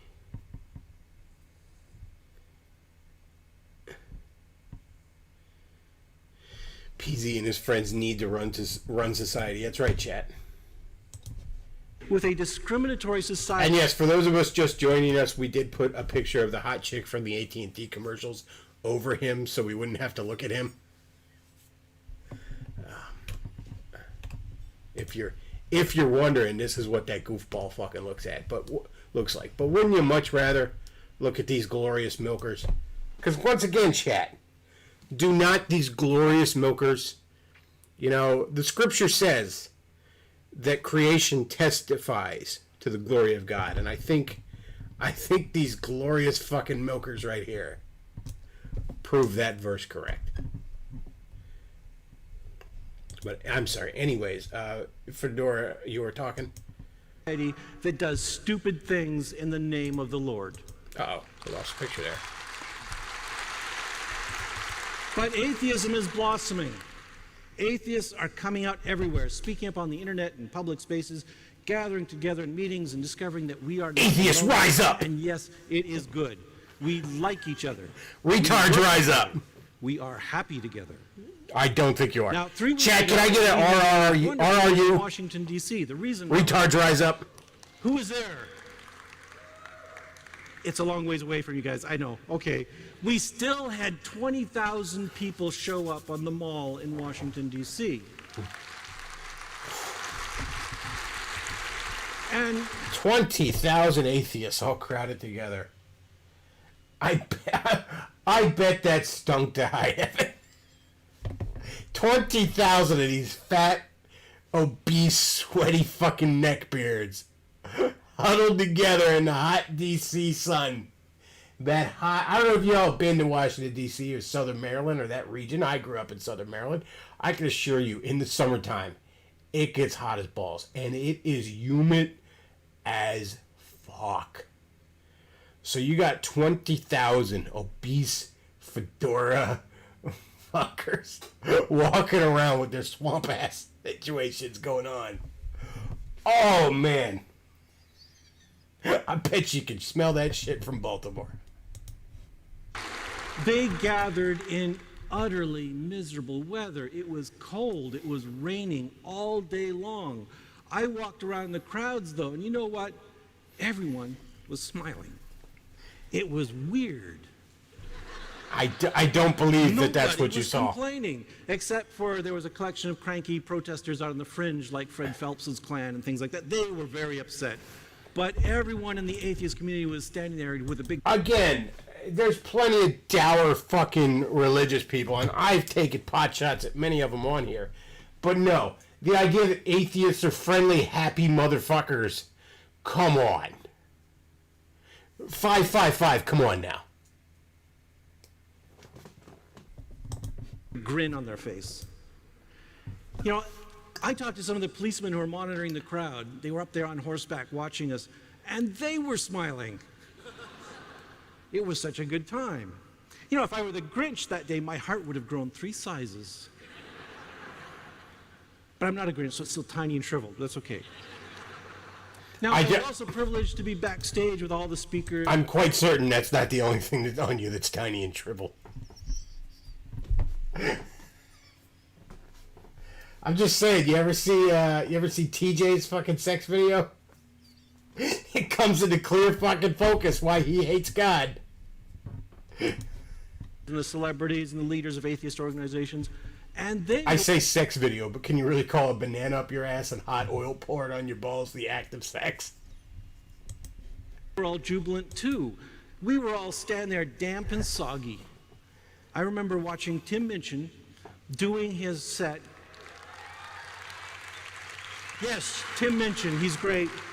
He's doing his set. He's barefoot as he always is. The stage is covered with water. It's soaking wet.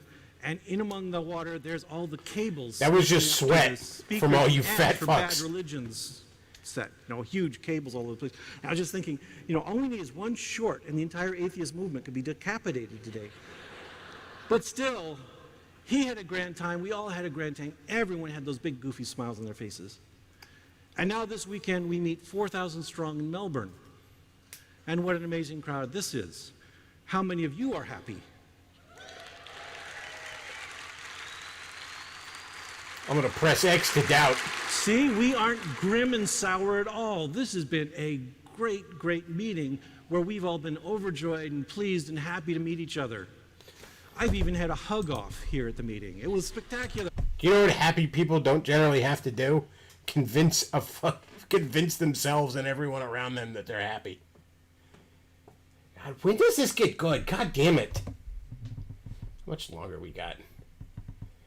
We only got like 5 minutes-ish to go. Good Lord. Martin Herbalife is still alive out there somewhere. Now, the thing is, this is not surprising. We are a social species and we thrive in communities.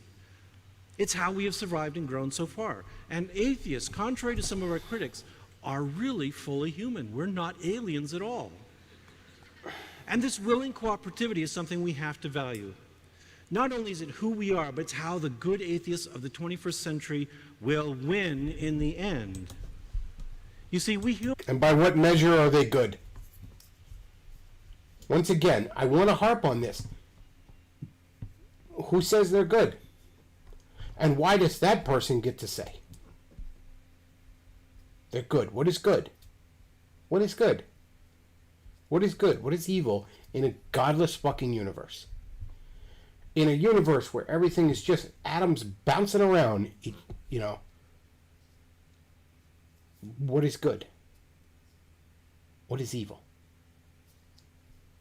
There's no such thing in a purely materialistic universe. There's matter, there's energy, there's gravity, there's magnetic fields. None of those things are good or evil.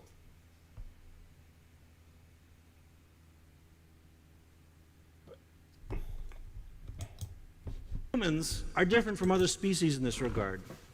I have a favorite story, a short little story I have to tell you from the primatologist Robert Sapolsky. Fabulous writer, you ought to look him up and read him. He's a primatologist who studies the endocrinology of baboons. And he made an observation that I think highlights the human situation because we are not baboons. And here's what he said. When baboons hunt together, they'd love to get as much meat as possible, but they're not very good at it. The baboon is a much more successful hunter when he hunts by himself than when he hunts in a group because they screw up every time they're in a group. Say 3 of them are running as fast as possible after a gazelle and they're gaining on it and they are deadly. But something goes on in one of their minds. And he says to himself, what am I doing here? I have no idea whatsoever, but I'm running as fast as possible. And this guy is running as fast as possible right behind me. And we had one hell of a fight a couple months ago. I don't know why we're running so fast right now, but I'd better just stop and slash him in the face before he gets to me. So the baboon suddenly stops and turns around, and they go rolling over each other like Keystone Cops, and the gazelle is long gone because the baboons are just become disinhibited. They get crazed around each other at every juncture. I think that's kind of cool. I'd like to see that. But we all know atheists are extremely cooperative people. They're known for that. They're known for their ability to be extremely cooperative. They're known for their immense, awesome, incredible level of social skills. That's what atheists are known for. That's not us. We aren't baboon-like at all. Even though baboons are really scary animals, they're stronger than us, individually fiercer, and they have those savage, huge fangs. If you've ever seen one yawn, it's scary. But they have this weakness, and we have this strength. We work together. You know that in the childhood of our species, we are prey to the predators of the African continent. Alone, we are soft, weak, and tasty, and I'm sure the lions and leopards enjoyed a hominid snack. But together, I'm sure that when some ferocious cat came upon a tribe of humans together, and when all those humans turned their 10 or 15 pairs of eyes on the predator and reached for stones and sharpened sticks, that cat felt fear and would slink away. Those eyes we have, those hunter's eyes on the front of our face, when a group of us turn those eyes in cold calculation on any problem, when our hands work together, we are the most powerful force on the planet. Now, yesterday, I was listening to our Christian protesters outside. Some of you were there. Fucking Christians, am I right? Huh. So that's what you get when you give a sheep a microphone. You get amplified bleating. There they were, calling on everyone to deny the richness of human experience and join the flock in the narrow, bigoted, boring confines of the sheep pen, so mindless that they didn't even realize that they were calling out to the wolves. I have a different metaphor for us. Oh, boy. Yes, you fat fuck. You're very... So I have a different Once again, metaphor. this is the guy who thinks he's an My intimidating brothers wolf. and sisters in atheism, we are not sheep. There are no shepherds here on the stage. I look out from this stage and I see 4,000 pairs of hunters' eyes, 4,000 hunters' minds, 4,000 pairs of hunters' hands. I see the primeval primate hunting band grown large and strong. I see us so confident in our strength that we laugh at our enemies. I see a people thinking and planning, fierce and focused, learning and building new tools to conquer new worlds. I highly doubt that's what the audience looks You are like. not sheep. You are a fierce, coordinated hunting pack, men and women working together, and those other bastards have cause to fear us. I'm scared. So let's do it. Somebody in chat better hold me, because I'm scared. Let's all just work together and make them tremble and demolish the city of God. I haven't been this scared since a meth head who works at Walmart said he was going to stick Thor and Odin on me. Thank you. Oh my God! Look at this motherfucker! Are a fierce, I just want to point coordinated this hunting out. pack, men and women working together, and those other bastards have cause to fear us. So let's do it. Have you heard of Jesus? Let's all just work together and make them tremble and demolish the city of God. Thank you. Hang on.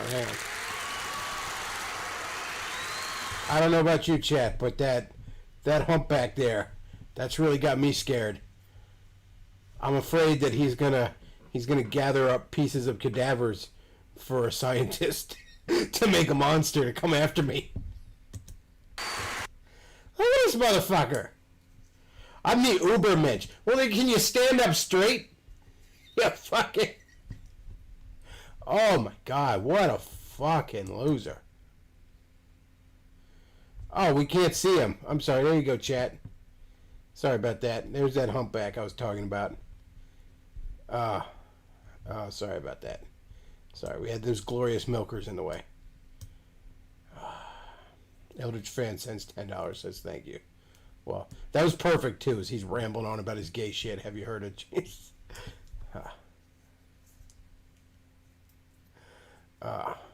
Is it really boomer tech, though?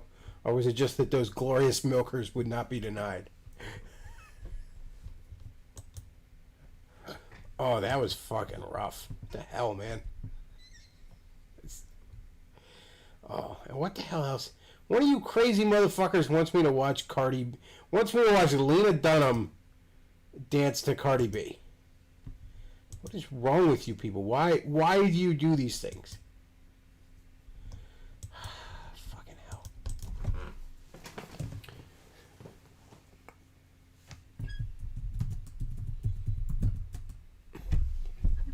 I bet you Lena Dunham's an atheist. Oh, man.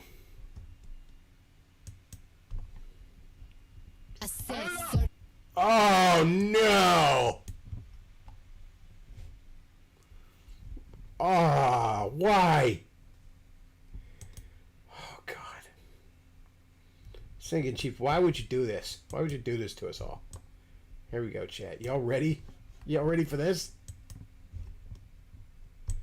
I said certified free, 7 days a week, wet and gushy, make that pull-out game weak. Yeah, you dealing with some wet and gushy. Bring up, I said certified free. No, we're not watching it on loop. Okay, we're done. It looped already. We're done. Tapping out. Well, that wasn't fun at all. I didn't care for that. Not one bit. Oh. I think we need a palate cleanser there, chat. Let's get AT&T girl back up there. Man.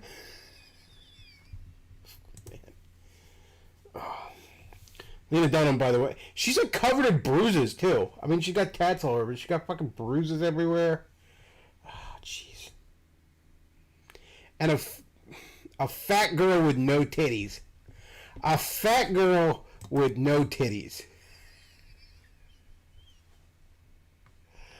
Ooh. Her and Peasy are coming for us. Well, I mean, she must hate God. Same reason, you know, TJ the anal atheist, he hates God because of his micro penis. Lena Dunham hates God for being a fat girl with no titties.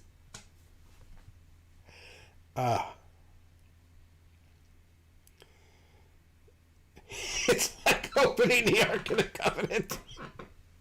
It's like drinking from the wrong fucking, the wrong cup instead of the Holy Grail. You know, because remember the Nazi, he drank the big old pimp cup with the jewels all over, because he's like, yeah, this is what Christ drank. It's fucking pimp chalice. That didn't go well for him. Oh, man, that was rough. That was rough chatting.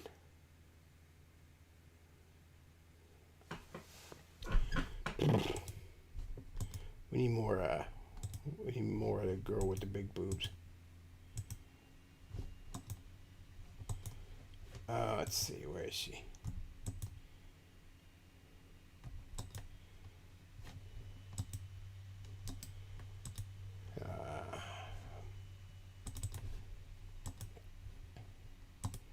Get some more of her.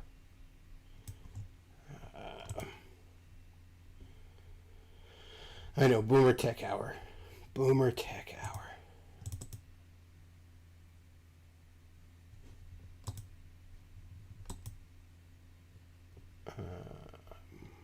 Image. Need some more of the girl with the big old titties.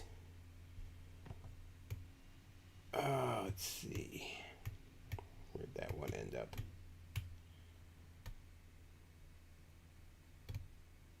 There we go. A little bit more. A little bit more of the AT&T girl.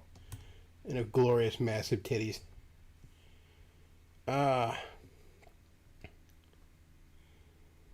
P.Z. Myers gives a speech about the glorious future of SJW atheism and look around 2020. Yeah, none of that pesky, none of that pesky racist patriarchy. Oh, God. How do you not outgrow that kind of shit when you're like 14, 15, 16, 17, something like that? How are you even 20 years old and not outgrown that shit? Let alone, what is that man, like, what was he at the time there, 50? He looked fucking 50. I don't know how old he was, but he looked fucking 50, at least. How do you not outgrow that shit?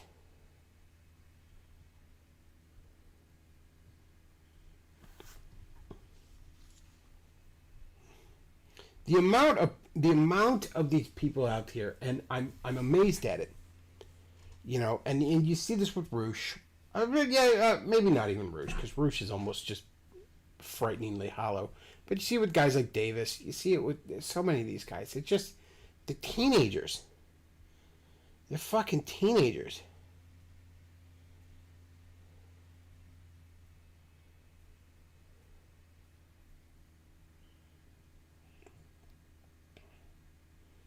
Again, how do you not outgrow that?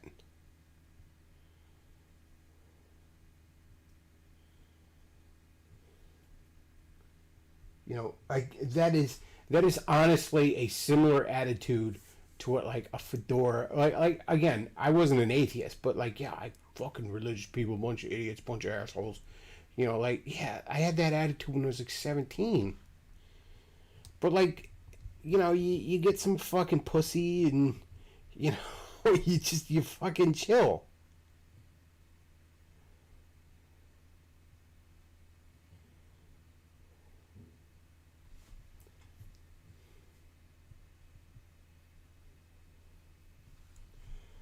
But he's a big scary hunter, chat.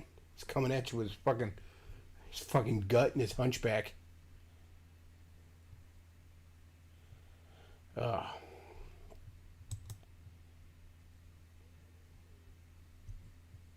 What else should we look at? Any of y'all on Twitter? Or any of you find folks in chat on Twitter? Because if you are, I think you need to help a man out.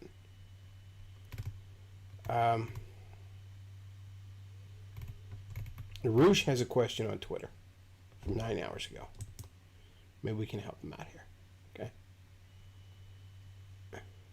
He asks, on August 29th, 2020, 11:27 a.m., how do I stay clean while camping? Could I just take a jug of water to a quiet spot in the woods and wash naked with biodegradable soap, of course?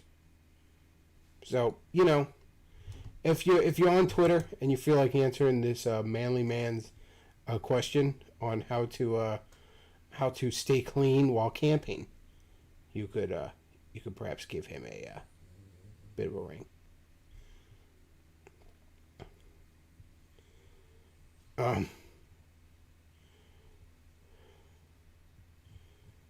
Maybe some men really do need to start getting families. I don't know, man. Like, I mean, I joke about getting pussy, you know, but like at a certain point, you gotta like live life, and that usually breaks you out of that teenager mode. Okay, you know, like a good example of it. When I was in high school, and I'm showing my age here, but when I was in high school, Eminem was all the fucking rage. Okay, he had about 3 really awesome albums in a row there, and just was all the rage. And, you know, here's a fucking white boy who, you know, fucking got mommy issues, you know, and he's all like, fuck the world, all the stupid shit in the world, you're all dumb, everyone's dumb but me. And you know what, my fucking fedora agnostic ass just kind of identified with the motherfucker. Alright? I loved me some Eminem. Have you seen Eminem now? Did you see his fucking... You know what? Let's play it. Because, once again, Eminem, back in the day... I'm not going to play any of the back in the day shit because I'll get fucking blocked or something. But back in the day, Eminem was the fucking tits. Alright? Eminem was bad fucking ass. But now...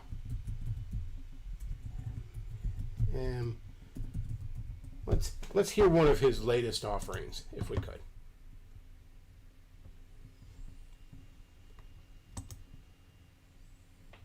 Now more than ever, Black and Latinx communities. Latinx. You should be beaten to death for saying something like that. In Minecraft. It's the calm before the storm right here. This is from October 10th, 2017. We're going to hear a 40-year-old man scream at the world. Wait, how was I going to start this off? I forgot. Oh, yeah. That's an awfully hot coffee pot. Should I drop it on Donald Trump? Probably not, but that's all I got to... I don't even want to go any further.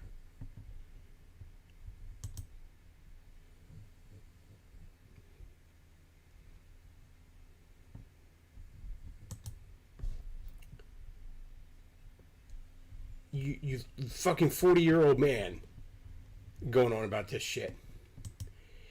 The angry, fuck the world, burn it all down Eminem of the very late 90s and early 2000s was fucking badass, was cool, because this was a man who was in his, what, mid to late 20s? Is this what's going on? This was a man in his 20s. So the fire was made sense. It was relatable, certainly to a teenager.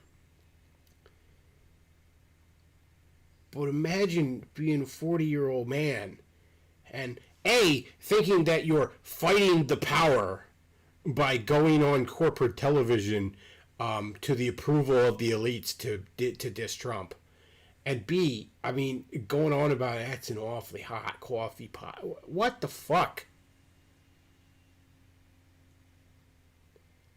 That is what happens when you are a teenager your whole fucking life. There's nothing cringier. You know, again, somebody I used to beef with quite a bit would be like, well, Brickhoff, you know, you're cringe, you're childish, because you read comic books, and you watch cartoons, and you play video games, and you have action figures on your bookshelf, and you have a Bulbasaur stuffed animal on your couch, and that's what's really childish and cringe, as you put on your fedora and go with your size to play Ninja Turtles in a field with some dudes. You know, as you awkwardly cut through a watermelon with your sword. Because if you just never stop being a teenager,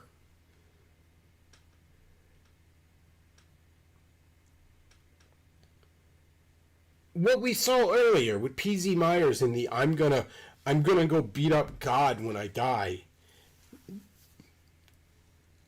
Holy shit.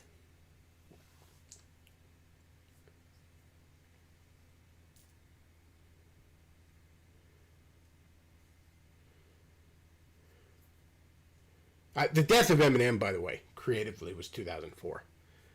Oh man, now granted it was a chopped up, edited radio version, and you know radio versions of Eminem are terrible to begin with.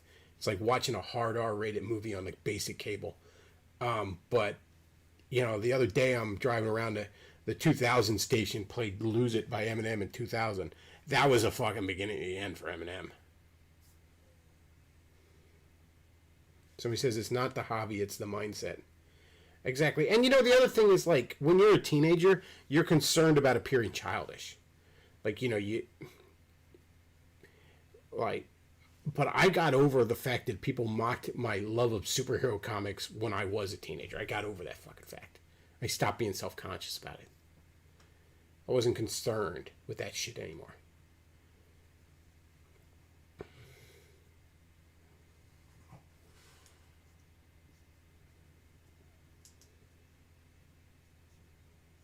By the way, Eminem's fucking daughter is hot as shit.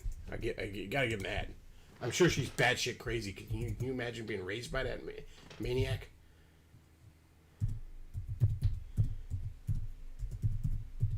Yeah, we're gonna take a look at Eminem's daughter, 2020.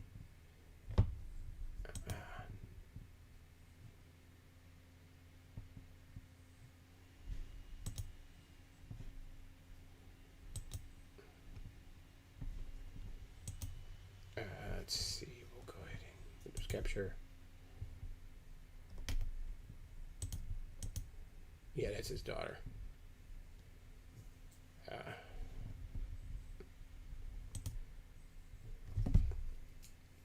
he says his best work was Lose Yourself. I'm gonna fight you on that. Lose Yourself is garbage. Lose Yourself is overrated crap. That's Eminem mainstream. That's Eminem for the. And 8 Mile is fucking garbage too. It's a movie without a point, without an ending. It's just another masturbatory fucking, you know, vanity project. No, basically nothing after. What was the third album? I think I want to say it was the Eminem Show. The third album in like 01 or 02 was probably the last of his. The last time it was good. Yeah, Lose Yourself is not very good.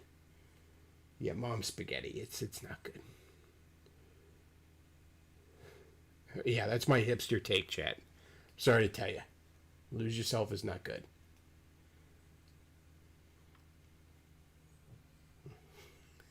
And 8 Mile is no good either. 8 Mile has some good parts, but as a whole, as a movie, it just doesn't. The first 2 albums had edge, the rest sucked. No, I'll fight you on that. First 3 albums had edge. The third album is still good. There's a lot good on that.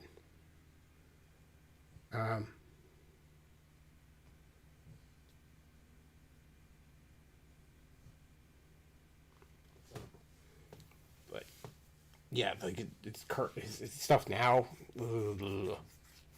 Again, he shouldn't even be a rapper at this point. He should own a record studio and be a producer who brings, you know, other young, angry fucking guys, you know, under his wing and gets their career started.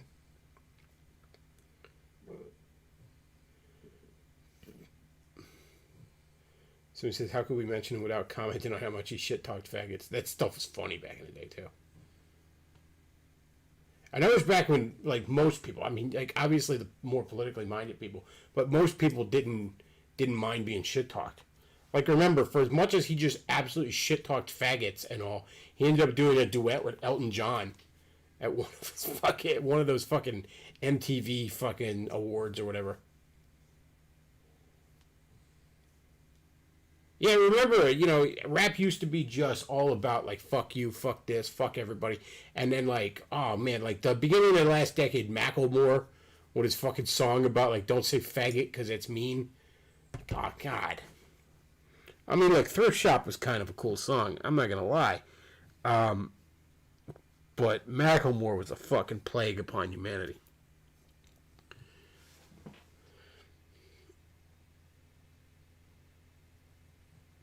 He said that duet was cringe as fuck. I don't know, man. I kind of thought it was cool. I kind of thought it was cool just because, like, you know, like, it's shit talk, man. Like, somebody said Eminem is almost 50. Yeah, like, just why? And he's got more money than he ever fucking needs. Like, why do you need to be out there still fucking Trump, am I right? Like, just calm down, dude. It's fucking sad, man, but again, it's, you know, you think it's cool, that means you're gay too. And I'm not gonna lie, I like Elton John. Not gonna lie, chat. I mean, as a person, he's probably a shithead, but I like Elton John's music, not gonna lie.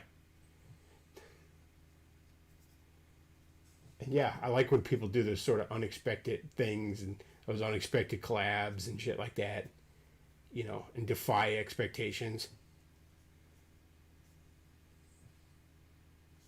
Let's see.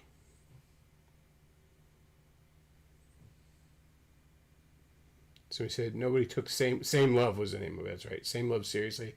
And then Macklemore was practically blacklisted from hip hop.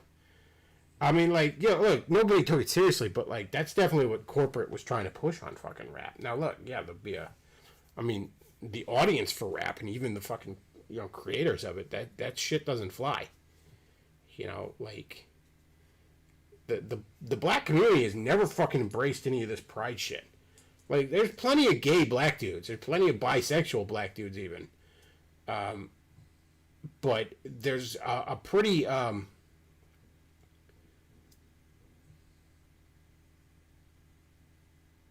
there's a pretty distinct thing in black culture of the down low.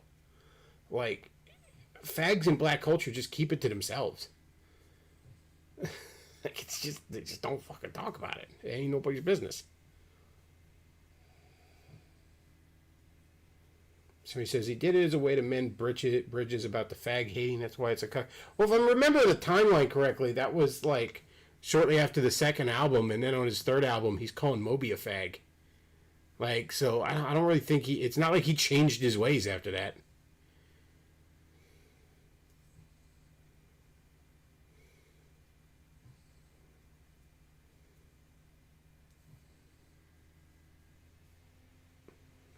God, Macklemore was garbage. Again, though, I kind of like that Thrift Shop song. I liked that when it came out. But it's kind of cool. Yeah. Not my favorite song of all time by any stretch, but I enjoyed it when it came out. I thought, I like this. And then fucking Same Love came out, and I was like, well, this is fucking... It's not even like,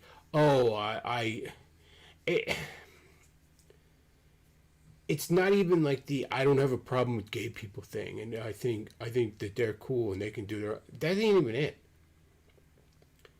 The big thing I have with it is, like, don't say faggot. The idea of a rapper trying to fucking speech police is insane to me. Like, the entire appeal of that genre is a bunch of people who don't give a fuck. And are willing to slaughter any sacred cow.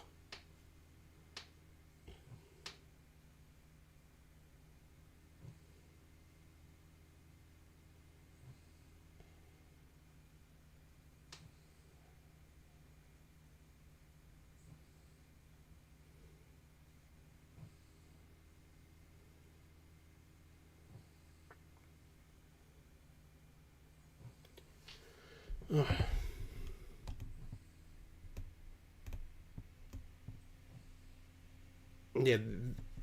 more to the point, the idea of here's this group of people that I'm not allowed to make fun of.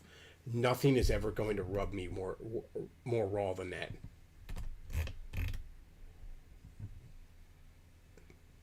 Well, we went on for about 2 hours here, chat, and looks like the donations are dried up, and I'm just a shameless whore who only does this for the money. So,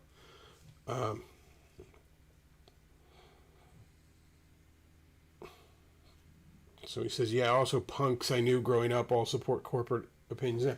It's funny, yeah. I saw something like shared on some social media where it was like, real punks support Black Lives Matter, and it's like, yeah, nothing's more punk than having the same opinion as fucking Wendy's and Microsoft. Nothing's more punk than supporting the movement supported by every corporation.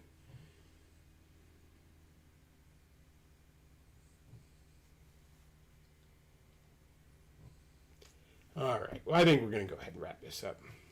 Folks, if you enjoy the content I put out, do consider supporting the show. We got the paypal.me/Beckloff and streamlabs.com/Beckloff. You can send a donation when I'm not live, and I'll see it when I am live. So